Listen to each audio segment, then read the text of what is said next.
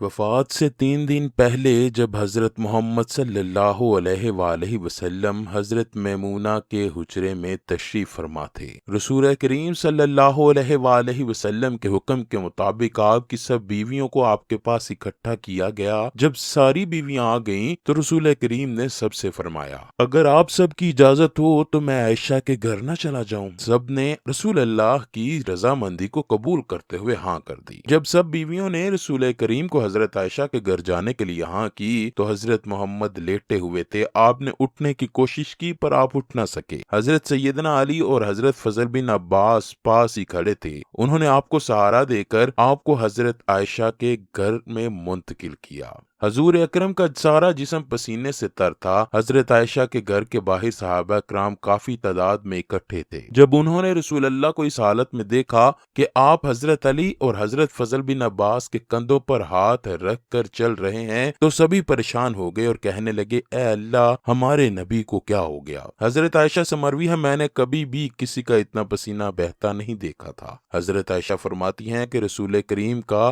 مبارک ہاتھ میں اپنے چہرہ مبارک پر بار بار پھیرتی رہی اور حضرت محمد کی زبان مبارکہ پر کلمہ جاری تھا اور فرما رہے تھے، اے اللہ، موت بھی اپنی سختیاں رکھتی ہے۔ حضور اکرم کی حالت کے بارے میں جس صحابی کو علم ہوتا وہ باغا باغا مسجد نبوی میں آ جاتا۔ اس طرح مسجد نبوی میں صحابہ کا بہت ہجوم تھا۔ صحابہ کرام نبی کریم کی یہ حالت دیکھ کر بہت پریشان ہو رہے تھے۔ ہجوم کی وجہ سے آوازیں بلند ہونے لگیں اور جب رسول اللہ نے صحابہ کی آوازیں سنی تو آپ کے پوچھنے پر آپ کو بتایا گیا کہ اے اللہ کے نبی، آپ کی حالت کی وجہ سے سب صحابہ پریشان ہیں۔ رسول اللہ صلی اللہ علیہ وآلہ وسلم صحابہ کے پاس جانے کے لیے اٹھنے کی کوشش کی پر آپ کو اتنی کمزوری تھی کہ آپ اٹھ نہ سکے۔ آپ پر 7 مشکیں پانی ڈالنے کے بعد آپ کچھ بہتر ہوئے۔ رسول کریم کو سہارے کے ساتھ اٹھا کر منبر رسول پر لایا گیا۔ نبی کریم نے اپنا آخری خطبہ دیتے ہوئے فرمایا، اے اللہ کے بندو، مجھے لگ رہا ہے کہ تم کو میرے پردہ فرمانے کے بارے میں ڈر ہے۔ سب نے مل کر جواب دیتے ہوئے فرمایا، ہاں اللہ کے نبی،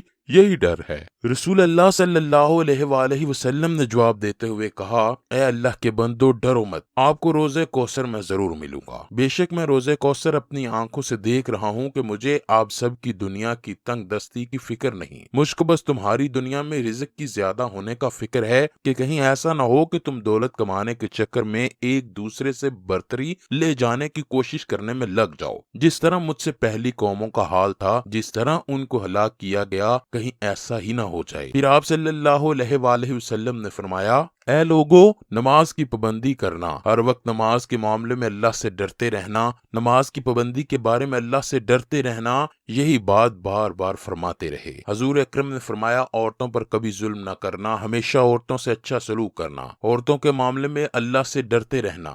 ایک بندے کو اللہ نے فرمایا، اے میرے بندے، تو مجھے چاہتا ہے کہ دنیا کو چاہتا ہے؟ تو اس بندے نے کہا، اے اللہ، میں تیری رضا چاہتا ہوں، مجھے دنیا کے مال و دولت سے کوئی لینا دینا نہیں۔ نبی کریم کا یہ مطلب تھا کہ میں نے اللہ کی رضا کو چن لیا۔ آپ صلی اللہ علیہ وآلہ وسلم نے اپنی امت کے لیے دعا کرتے ہوئے فرمایا، اے میری امت کے لوگوں، میرا سلام ہر آنے والے تک پہنچا دینا۔ پھر رسول کریم صلی اللہ علیہ وآلہ وسلم کو سہارے کے ساتھ اٹھاتے ہوئے گھر لے جایا گیا۔ حضرت عبد الرحمن حضرت محمد کے پاس تشریف لائے اور حضرت عبد الرحمن کے ہاتھ میں مسواک دے کر رسول اللہ نے مسواک کو لینا چاہا، لیکن کمزوری کی وجہ سے ہاتھ نہ اٹھ پایا۔ نبی کریم کی نظر مسواک پر تھی کہ حضرت عائشہ نبی اکرم کے اشارے کو سمجھ گئیں۔ انہوں نے حضرت عبد الرحمن سے مسواک لے کر حضور اکرم کے پاس رکھ دی، لیکن رسول کریم اس مسواک کو لے نہ سکے۔ حضرت عائشہ سے روایت ہے کہ میں نے مسواک کو اپنے منہ میں لیا اور اس کو نرم کر کے رسول اللہ کے منہ میں ڈال دی تاکہ دانت مسواک سے تر رہیں۔ حضرت عائشہ فرماتی ہیں، مجھے اس بات پر فخر ہے کہ نبی اکرم کے پردہ فرمانے سے پہلے میرا اور نبی اکرم کا لباب اکٹھا کر دیا گیا۔ جب حضرت فاطمہ تشریف لائیں تو انہوں نے اپنے بابا کو دیکھ کر رونا شروع کر دیا، کیونکہ جب فاطمہ گھر آتی تھیں تو اللہ کے آخری نبی کھڑے ہو جاتے تھے، سیدہ فاطمہ کی پیشانی چومتے، لیکن اس بار نبی کریم کو اس حالت میں دیکھ کر سیدنا فاطمہ نے رونا شروع کر دیا۔ حضرت محمد صلی اللہ علیہ وآلہ وسلم نے بی بی فاطمہ کو اشارہ کرتے ہوئے فرمایا، اے فاطمہ، میرے پاس آ جاؤ۔ جب سیدہ فاطمہ اپنے بابا کے پاس گئیں تو بابا نے فرمایا، اے میری بیٹی، اس رات دنیا کو چھوڑ کر اللہ کے پاس جا رہا ہوں۔ جب حضرت فاطمہ نے اپنے بابا کی یہ بات سنی تو زور زور سے رونا شروع کر دیا۔ پھر حضرت فاطمہ کے بابا نے اشارہ کیا تو فاطمہ میری بات سن، اور کان میں فرمایا اے بیٹا، میرے سب سے خاندان میں، پورے خاندان میں پہلے تو میرے پاس ہی تشریف لائے گی۔ تو حضرت فاطمہ چپ ہو گئی۔ حضرت عائشہ سے روایت ہے کہ میں نے نبی کریم کے پردہ فرمانے کے بعد حضرت فاطمہ سے دریافت کیا کہ فاطمہ، نبی کریم نے وہ کیا بات کہی تھی کہ تم نے رونا شروع کیا؟ حضرت فاطمہ نے فرمایا بابا نے فرمایا تھا کہ میں آج رات اس دنیا سے جا رہا ہوں۔ پھر حضرت عائشہ نے پوچھا وہ کیا بات تھی جس بات پر آپ مسکرانے لگی؟ تو حضرت سیدہ فاطمہ نے فرمایا میرے بابا نے فرمایا تھا کہ سب سے پہلے میری بیٹی فاطمہ میرے پاس آئے گی، تو اس بات پر میں چپ ہو گئی۔ حضرت عائشہ سے مروی ہے کہ نبی کریم نے سب صحابہ کو گھر سے باہر جانے کا حکم دیا۔ جب سارے باہر چلے گئے تو حضرت محمد نے فرمایا اے عائشہ میرے پاس آ جاؤ۔ جب میں پاس گئی تو نبی کریم نے میرے سینے کے ساتھ ٹیک لگا لی اور ہاتھوں کو آسمان کی طرف اٹھا کر دعا مانگی، مجھے اعلیٰ رفاقت پسند ہے، میں انبیاء، شہداء اور اللہ کے نیک بندوں کو پسند کرتا ہوں۔ حضرت عائشہ نے فرمایا میری سمجھ میں آ گیا کہ نبی کریم اس دنیا سے پردہ فرمانے لگے ہیں۔ پھر حضرت جبرائیل تشریف لائے۔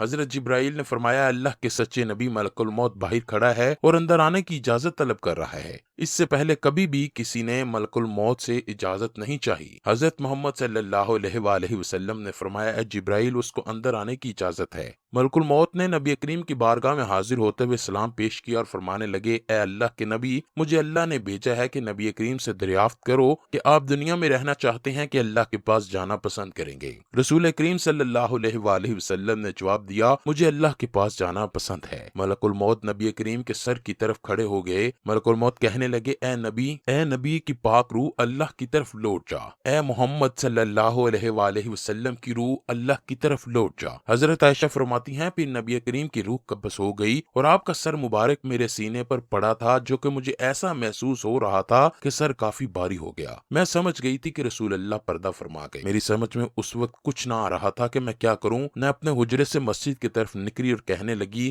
حضور اکرم پردہ فرما گئے، حضور اکرم اس دنیا میں نہ رہے۔ سب پریشانی کی عالم میں رونے لگے۔ حضرت سیدنا علی جس جگہ کھڑے تھے وہیں بیٹھ گئے اور اپنی جگہ سے دوسری جگہ جانے کی طاقت نہ رہی۔ جب حضور اکرم کی روح قبض ہونے والی تھی تو آپ نے حضرت جبرائیل سے فرمایا میرے وصال کرنے کے بعد میری امت کے لیے کون ہوگا؟ حضرت جبرائیل عرض کرنے لگے اے اللہ کے نبی، اللہ کا حکم ہے کہ میرے محبوب کو یہ بات بتا دو کہ میں ان کو آپ سے رسوا نہیں کروں گا۔ اس کے ساتھ ساتھ اللہ کا یہ بھی حکم ہے کہ جب قیامت آئے گی سب کو دوبارہ زندہ کیا جائے گا تو آپ صلی اللہ علیہ وآلہ وسلم سب کی قبروں میں تشریف فرما ہوں گے۔ جب سب لوگ روز قیامت جمع ہو جائیں گے تو آپ صلی اللہ علیہ وآلہ وسلم سب کے سردار ہوں گے، اور جب تک آپ کی امت کو جنت میں داخل نہیں کر دیا جائے گا اس وقت تک سب امتوں پر جنت حرام قرار دی گئی ہے۔ حضرت جبرائیل علیہ السلام کی یہ باتیں سن کر آپ صلی اللہ علیہ وآلہ وسلم نے فرمایا میں خوش ہو گیا ہوں کہ اللہ سب سے پہلے میری امت کو جنت میں داخل کرے گا۔ حضرت بی بی فاطمہ اور حسن و حسین بھی نبی کریم کے وصال پر رو رہے تھے۔ سب مسلمان غم میں ڈوب گئے۔ اے پیارے دوستو، دنیا فانی ہے، ایک نہ ایک دن سب کو یہ دنیا چھوڑ کے جانا ہے۔ نبی کریم صلی اللہ علیہ وآلہ وسلم کو بھی موت آئی ہے، تو پھر اس دنیا میں تم ہمیشہ رہنے کی کیوں خواہش کرتے ہو؟ اس دنیا کی رنگینیوں میں دل کیوں لگاتے ہو؟